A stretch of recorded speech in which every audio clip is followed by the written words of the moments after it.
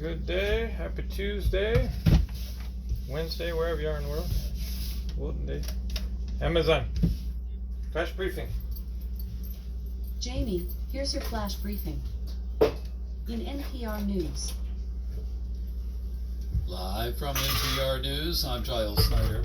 Authorities in Pennsylvania say they are now pursuing escaped murderer Danilo Cavalcante in South Coventry Township outside Philadelphia. And State Police Lieutenant Colonel George Bivens is urging residents to lock their doors and secure their vehicles because as of last night, Cavalcante is armed and dangerous. At 10:10 Really? p.m., a call was received from a resident on Coventryville Road indicating a short Hispanic male, no shirt, and wearing dark pants, had entered his garage while the homeowner was in it, and that he grabbed a .22 rifle that was leaning in the corner of the garage. The homeowner drew a pistol and Why would fired you at keep your Cavalcante as he freaking- fled with the rifle. Why would you keep your Cavalcante rifle in your has been captured garage, since man? August 31st when he Get a broke gun out of cabinet. the Chester County prison. A CDC vaccine advisory If you had a committee gun meeting cabinet, that today wouldn't to happen. discuss the rollout of new Well, I mean, COVID-19 you'd still been in the garage, boosters. but you wouldn't The have a CDC rifle. must sign off following Jeez. FDA approval of the new updated shots yesterday for Was it anyone 6 loaded? months and older. Here's Must NPR's have been. Maria Godoy. The newest COVID boosters are updated versions of the Moderna and Pfizer Oh, I BioNTech know all vaccines. about them They're boosters, man. designed to target For a relatively new variant recent that's Omicron already variant obsolete. called XBB.1.5. The variant that's already going But extinct. since the FDA chose to target that strain, other subvariants have become more prevalent. Hey, there you go. FDA See, and vaccine there's the makers truth. say the new That's boosters right. are still Vaccine a is close enough freaking match to useless. circulating strains that they should still provide I'm good surprised protection y'all against told the COVID. truth. Recent studies support that.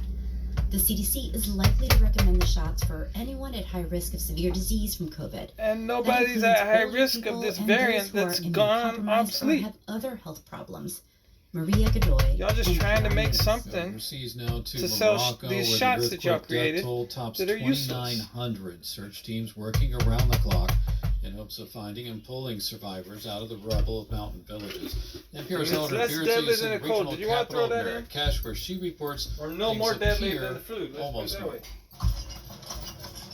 Horse-drawn carriages carried tourists down palm-lined boulevards.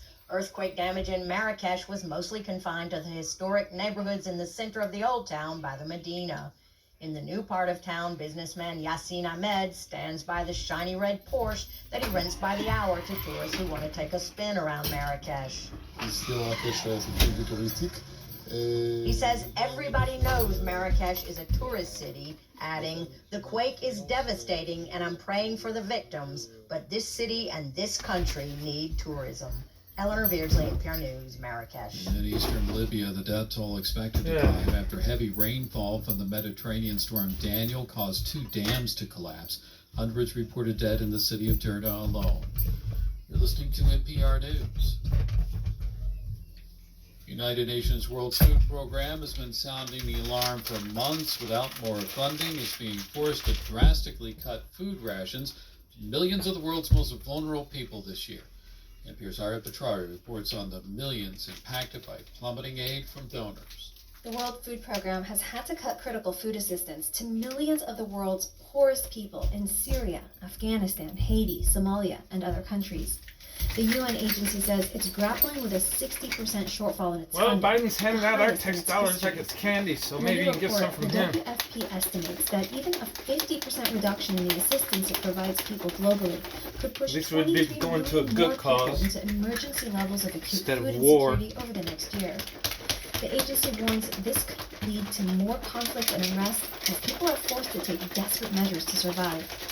The World Food Program says its food assistance to Afghans, Syrian and Palestinian refugees, and others is often the only thing keeping families from starvation. Aya Batrawi, NPR News, Dubai. It's being called the Sucks. biggest antitrust case in decades. Google on trial in Washington today, accused of using its search dominance to stifle competition and to create an online monopoly. Top Google executives and others from tech companies are expected to testify. The Justice Department filed a case against Google nearly 3 years ago. The American cave expert who was rescued from deep inside a Turkish cave early today is said to be doing well. Mark Dickey started suffering internal bleeding more than a week ago and was too ill to climb out on his own. Rescuers from across Europe helped save him. This is NPR. Hey, it's Aisha Harris from Pop Culture Amazon. Happy Hour. Skip. In NASA news, a new study report may help NASA define and align biological and physical sciences research to uniquely advance scientific knowledge, meet human and robotic exploration mission needs, and provide benefits for all over the next decade. NASA will host a media briefing at 10 a.m. EDT on Thursday, September 14th at the agency's headquarters in So, Washington to discuss normal, the findings from an everyday unidentified exploration anomalous stuff. phenomena, UAP independent study team it commissioned in 2022.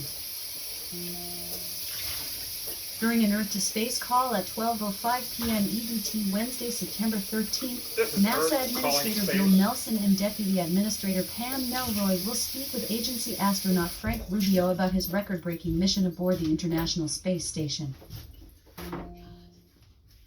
NASA, on behalf of the National Oceanic and Atmospheric Administration, NOAA, selected Ball Aerospace and Technologies Corporation of Boulder to develop the sounder instrument for a geostationary extended observations (GEOXO) satellite program. Oh man, they put ginger and syrup. Oh yeah. Students from North Carolina and Rhode Island will have separate opportunities next week to hear from astronauts aboard the International Space Station. In weather. Right now in Seattle, it's 60 degrees Fahrenheit with mostly cloudy skies. Today's forecast has clouds and showers, with a high of 69 degrees and a low of 56 degrees. Cool, cool, cool. From NASA. Amazon. Off. Amazon. Off. Tell us a joke. Amazon. Tell us a joke. What's the Tooth Fairy's favorite dance? The floss. The floss. Oh, yeah. All right. Have a great Tuesday, everybody.